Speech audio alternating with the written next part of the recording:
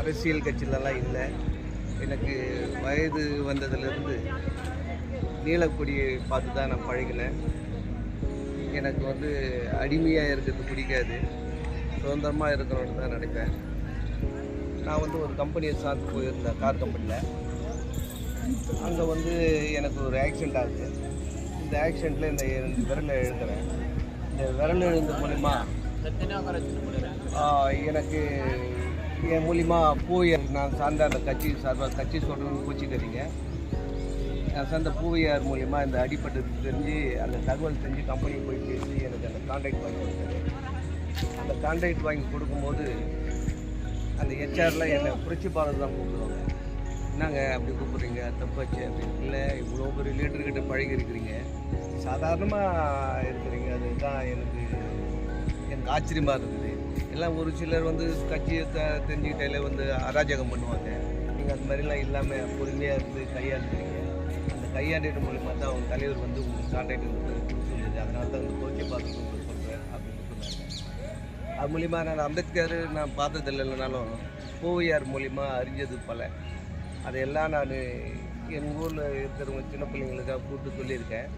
அப்படி சொல்லியிருக்கும்போது எல்லாருமே ஒரு வயது வந்த பிறகு ஒரு கட்சியை சார்ந்து போயிடுறாங்க. காரணம் கேட்டிங்கன்னா, நான் வந்து அரசியல் கட்சிக்கு போகாமல் ஜாதி கட்சிகள் எத்தனை கட்சி இருக்கோ அத்தனை கட்சிக்கு கூட நீங்கள் போங்க.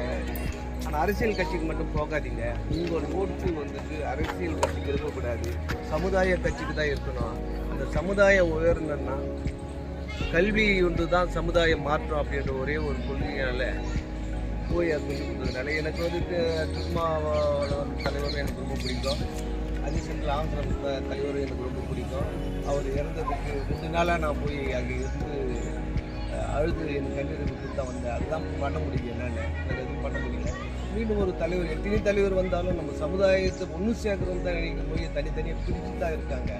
இதுக்கு எல்லாம் காரணம் என்னன்னு கேட்டால், நாமெல்லாம் இப்போ ஒன்று சேர்ந்துக்கிறோம்னு சொன்னால் என்னை இன்னைக்கு இந்த இடத்துக்கு வந்துருக்குன்னு சொன்னால் இது அர்ஜுனனை தவிர வேறு யாரும் இல்லை. அவர் வந்து என்னை ரொம்ப நாளாக கூப்பிட்டு இருந்தார். திடீர்னு ஒரு நீ கிளம்பி வா, மற்றதெல்லாம் பார்த்துக்கலாம், டிக்கெட் இல்லைண்ணா என்னண்ணா அப்படின்னு யார்கிட்ட தொலைபேசி மூலமா தொடர்பு கொண்டாரு. எனக்கு டிக்கெட் கிடைக்குமா அப்படின்னு. டிக்கெட் இல்லை அப்படின்னு. இல்லைன்னா எப்படின்னா போகிறது அப்படின்னு சொன்னேன். அன்ரிசர்வ் போயிடலாம், அதெல்லாம் ஒன்றே வா, நான் பார்த்துக்கிறவா, என் டிக்கெட் உங்களுக்கு தரவான்னு சொல்லி கூப்பிட்டு வந்த தலைவர். நான் எப்படி இருந்தாலும் பரவாயில்ல, என்னை சார்ந்து வரவங்க நல்லா இருக்கணும்னு நினைக்கக்கூடிய ஒரே ஆள் அர்ஜுனன். அந்த மாதிரி ஒரு தலைவர் வந்து உங்களுக்கெல்லாம் மாஸ்டர் தான் தெரியும். உங்களுக்கு வந்து சின்ன வயசுலேருந்து சீனிவாசன் ரொம்ப பழகி இருக்கும்.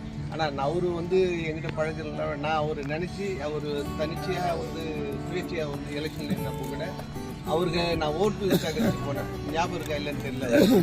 அதனால் அப்படிப்பட்ட ஒரு ஆளுங்க கூட நம்ம இப்போ வந்துருக்கிறதுனால உங்களெல்லாம் ஒரு அறிமுகமாக உங்களெல்லாம் ஒரு தனித்தனி மாநிலத்தில் வந்து மாவட்டம் ஸ்டேட்லேருந்து வந்துருக்கீங்க. ஸ்டேட்டு மாவட்டம் அந்த மாவட்டம் தந்திரியாக இருந்தாலும் பல மாவட்டத்துக்கு வந்துட்டு உங்களுக்கு தெரிஞ்சது. இந்த தம்பி நான் பார்த்து கூட கிடையாது, ஆனால் இன்னும் ரொம்ப ரொம்ப ரொம்ப சந்தோஷமாக இருக்குது சொல்லி பார்க்கணும். அதனால் வருங்காலத்தில் என் மூலியமாக இன்னும் நிறைய பேர் கூட்டு வரதுக்கு ஆசைப்படுறேன். அதில் எனக்கு பங்கு மூலியமாக கிடைச்சா நல்லா இருக்கும்.